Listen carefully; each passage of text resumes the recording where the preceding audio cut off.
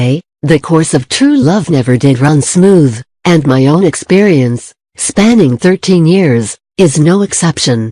I have been both a runner and a chaser, so can identify with and understand both. When I first ran within months of meeting him, my twin and I were both trying to leave long-term relationships. He had left his marital home just before meeting me, pushed by his spiritual awakening and followed by emotional blackmail and suicide threats from his wife, whereas I was trying to leave my abusive boyfriend for good. The old fears and faces of our codependent lives soon caught up with us as his estranged wife announced her visit, causing him to distance himself from me. Suddenly this man, who hung on every word I said, who looked at me like a blind man staring at the sun, and who until then could not get enough of me, gave me speech about his duties and obligations towards her. When I, in pain and confused, asked where I stood in all this, he told me that we were only ever meant to be friends, and how he valued my friendship and never wanted to lose it, and that the rest was just a bonus. He alternated between treating me like the lover I always was to him, and friend-zoning me and accusing me of expecting something of him when it happened.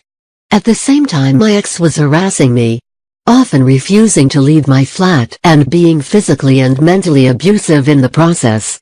With Twin, we remained in our bubble for as long we could, spending nights talking about all the dreams we shared.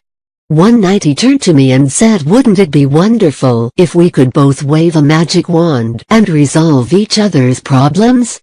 And boy, if it had only been so simple.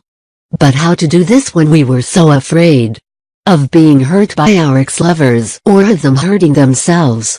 Of all the things within our conditioned existence which screamed at us to come back to our senses, to return to normality, how to find the strength under so much pressure? As his estranged wife arrived in town, I found being his dear friend increasingly difficult. His words about this most passionate, expansive, beautiful love being just a bonus span in my head and ate away at me. I felt pushed aside and deeply rejected, as the newly discovered me now lay on the ground in tatters, feeling utterly confused and unloved. Rising from my heart was the most intense pain, an awareness of him now sharing the very bed where our souls had only a few nights ago entwined and melded in an explosion of galaxies in the presence of God Almighty, with his wife. I knew that I loved him and wanted him to be happy, and I certainly did not want to be a homewrecker or ruin any chance of him returning to the woman he himself told me he had been hoping to spend the rest of his life with when they met. I knew he wasn't happy with her, but I admitted to myself that perhaps he would always keep running back to her. It dawned on me that he wasn't as free or available as he had led me to believe. Maybe I was just a pastime while they were going through a rough patch. I felt like such a fool to have believed him. But more than anything, I was mad at myself for having believed that this kind of love existed for me. During her visit we continued to work together. It was a bittersweet time where at nights we would take the long way home and sit in the bus with our legs resting against each other. When his wife extended her stay and as our project together was coming to an end, instead of joining me on a trip we had planned to go and visit my family, he decided to travel somewhere else. This just reinforced my idea that he was not serious, and that in fact I had just been the flavor of the month, always at risk of being tossed aside, never knowing when he would run back to his poor, long-suffering wife. While I was still away he called me and told me he missed me, but this did nothing to dispel my fears. I was convinced that since we no longer worked together, I would only ever get crumbs of his time now. I dreaded the moment I would return home and spend 24/7 anticipating his call, only to find him busy with everything and everyone else. The few weeks that we did not see each other due to being out of town were enough to send me deep into the abyss where all my insecurities surfaced and I found myself with no solid ground to stand on. The divine light and love I had seen in him had flipped my reality upside down, and undeniably for me, this love was the only thing that was real in this world of illusion. I couldn't see how I could live without him, since without him there was no life, no love, no me. Who am I if this man who perfectly reflects me rejects me? Am I so unlovable that even the very reflection of me abandons me? If only I had known that it wasn't him denying me that love. It was me denying it from myself. Underneath all the pain that arose were also more noble feelings.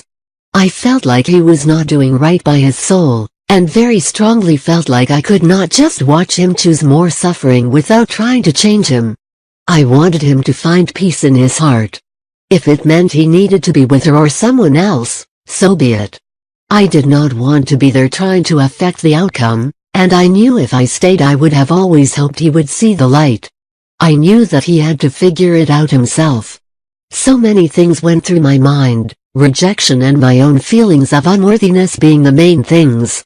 What hurt perhaps the most was that I was being tormented by the intense emotional pressure, physical violence and threats from my ex-boyfriend, and I simply wanted my twin's support. But I didn't get that.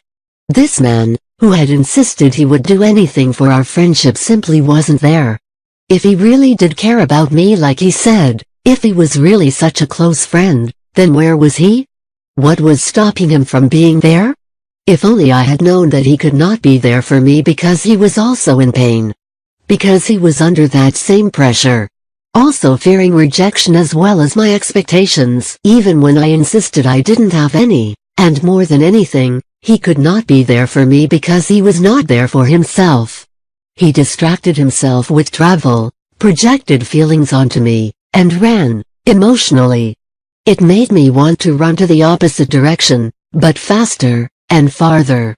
What I didn't realize was that we weren't really running from each other, but from the pain and from the issues that arose. We hope this channel has helped you discover where to start on your actual paths. Please like, subscribe, share, and leave your suggestion in the field below. With all the love to you.